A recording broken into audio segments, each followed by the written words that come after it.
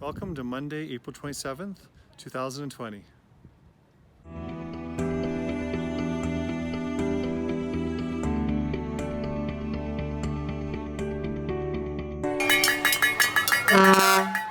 So this week I'm going to have a shorter message. I did get some comments. The 10 minutes was a little bit on the long side. I apologize for that, but I thought there were some important things to share.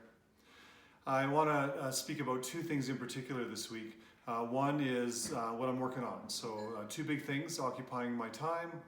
The first is budget, continuing to look with the chairs at what are the possibilities, where are there places for us to reduce costs in the Faculty of Health, Community and Education.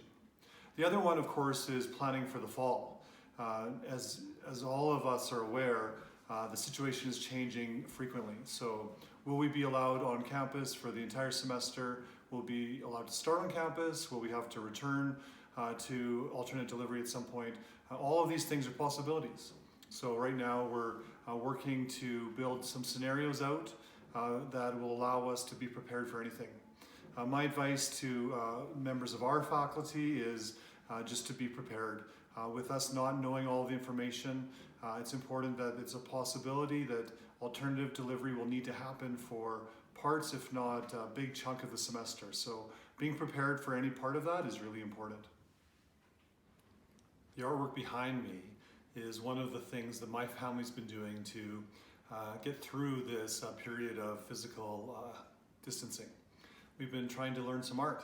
So have a good laugh, if you will.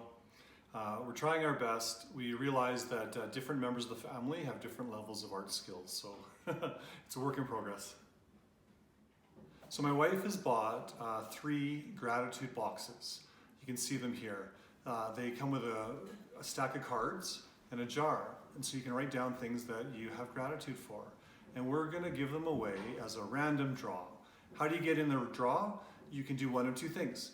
You can send an email to hce@mtroyal.ca and we'll enter your name.